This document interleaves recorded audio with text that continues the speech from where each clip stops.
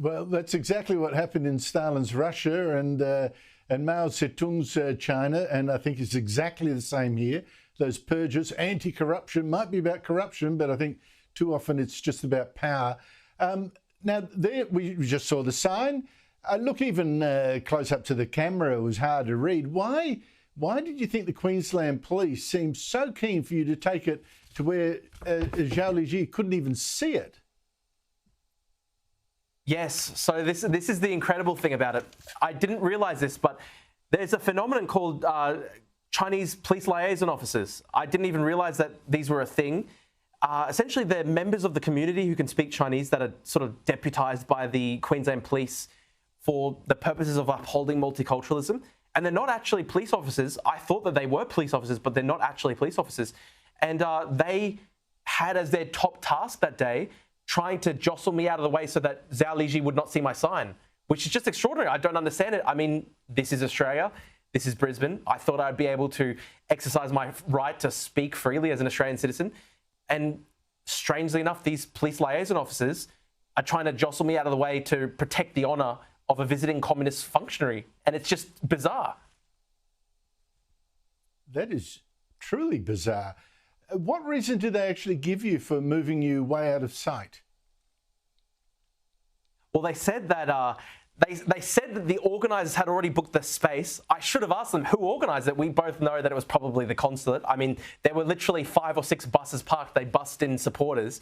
And they told me that the sign was potentially disrespectful to Zhao Leji, which again is extraordinary because this is, you know, a fearsome communist bureaucrat, the number 3 in China. I think, you know, he's been involved in purges. He's been involved in life and death battles within the Chinese Communist Party. I think he can probably survive seeing a small paper sign in Brisbane, Australia.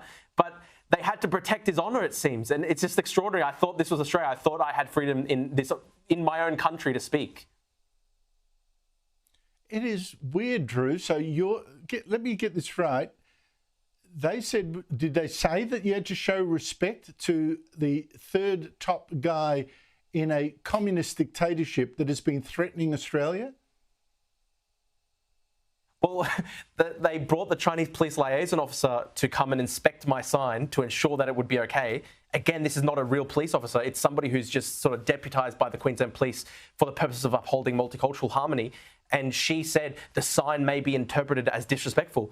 And again, I just didn't realise it was a function of the Queensland Police Service to ensure that the 3rd top guy in the Chinese Communist Party doesn't face disrespect in Australia on a visit. I just didn't think that was a remit of the Queensland Police, ensuring that communist visiting officials are given due respect. Well, you can see where you're at fault here, Drew. You've got a sign that's meant to give disrespect, and the liaison officer wasn't sure that it did. I think next time you need to lift your game and really make it disrespectful so that there's no confusion.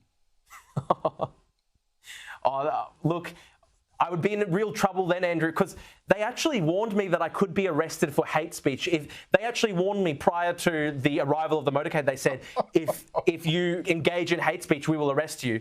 And again, it's just amazing that my speech is policed in Australia to protect the feelings of a fearsome communist bureaucrat, a guy who's been involved in how many purges.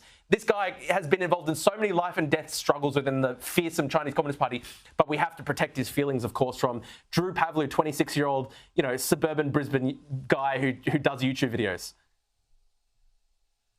Drew Pavlou, I've long admired your work, as you know. I urge viewers to go and have a look at your X feed and all that. You've been a struggler for democracy and freedom, and I appreciate that. But what an extraordinary story. I've got to tell you, mate, you're growing up in Australia that is so different to the one that I grew up in, and I don't think the change is for the better. Thank you so much for fighting against it. Thank you, Andrew. It feels like we're under occupation. That's how it feels.